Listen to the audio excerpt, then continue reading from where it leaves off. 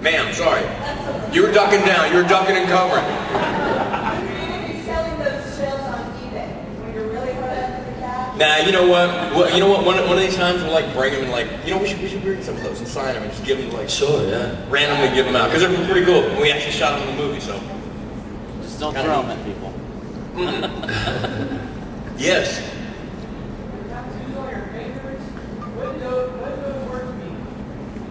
Truth. Justice and truth. Yeah. Yes, sir. Right here. Rocco, in the scene where you shoot the cat, everybody knows that you didn't realize the cannon was loud. Yeah. What is your perspective on that scene? Well, it's just it knocked me right over. That was a thing. It just knocked me up through my chair just went flying. There was no. I thought the whole room exploded. Because Rock came up after we don't played with it like all during fucking lunchtime, lunch and all kind of shit across the room. And Rock's like, so is that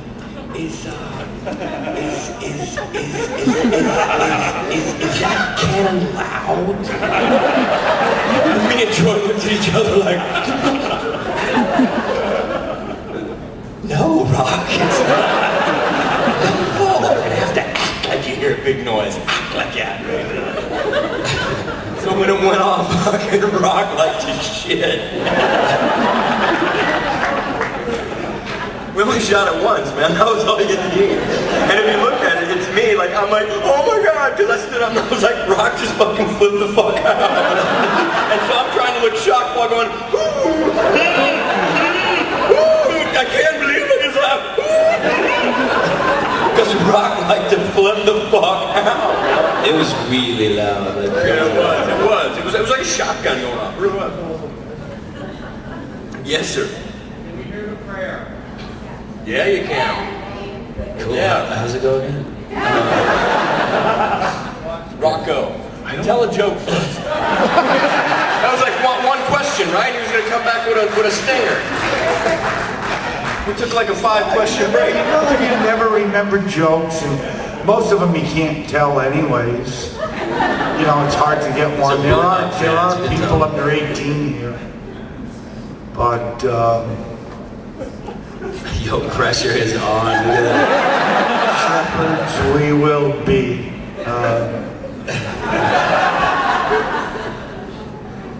We can just wait here. All right, who's got another one? We'll give him another like 5 minutes to relax. Against the wall in the green Dayglow purse.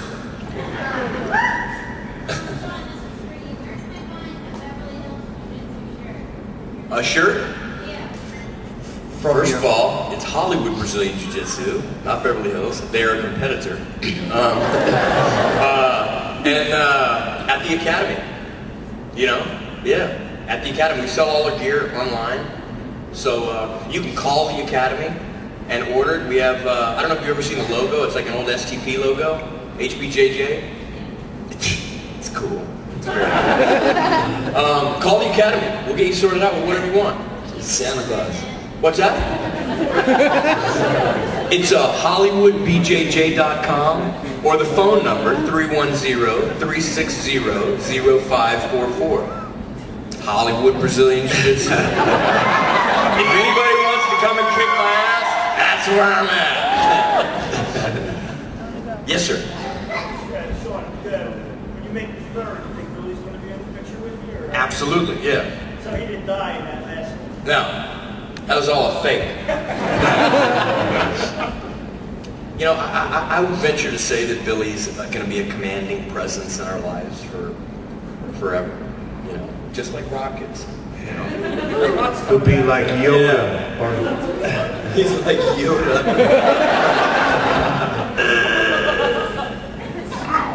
Anybody? Yes, ma'am. Over there in the corner. Willem was dope. He's if you look in the first one, we're sitting around the police station, right? We're speaking all the different languages and stuff. Like the camera would do a 360 around us, and every time it would go behind Willem's head, he would look at me and go. So I kept fucking up my lines over and over. And then if you look really carefully, I'm saying something, and I look up at the sky like that. I'm reading that shit on the cue card. Yeah, it's fun. You know, I tell you a story about Willem. One day I'm putting my key in my lock in New York, and I hear this Norman. And I turn around, and there's just some straggler shoppers, and there's this one dude like walking like this. I'm like, who's this homeless guy calling my name? I put the key back in. I turn around, and Norman. And he stands up and he's like, it's Willem. I'm like, what the hell are you doing right now? And he goes, I'm about to do this movie called Shadow of a Vampire. So he's walking around Soho in the middle of the day like this. And people are just like, what the fuck? I mean, he's dope. You know what I mean? Like, yeah. Yes. I was working for Troy Duffy for overnight. What's the trade?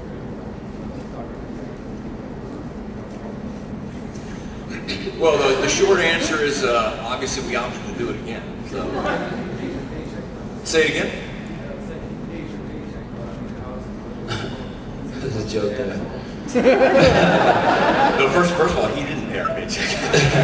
The studio did, but you know, I mean, it's obviously something that we'd be willing to get into another venture with him. I mean, you know, put it this way: it's like when you watch Overnight, there's not one cast member or crew member that they interview, not one.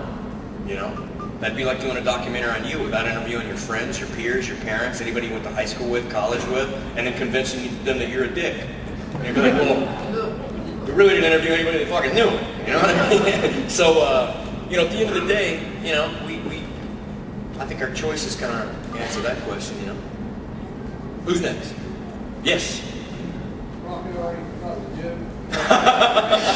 You know, I just can't think of one. Does anyone know a one that they can tell me? Can somebody come up here and whisper a nice funny one in his ear? Really? Who knows a joke? Come on, it's a crowd of like 200 people. Anybody know a joke? What's that? Oh yeah, the lawyer joke. Okay, good. Thank you. This is a good joke. It's a lawyer joke, though. There's a masseuse, and they're standing in line at the bank. And there's this masseuse, and she starts massaging this one guy. And the guy turns around and says to the masseuse, what are you doing? And she says, I'm a masseuse, so I'm massaging you.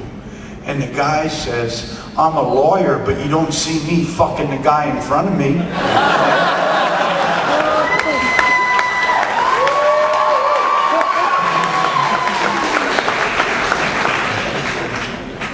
That was worth the wait, I'd say. Yes, ma'am, in the yellow.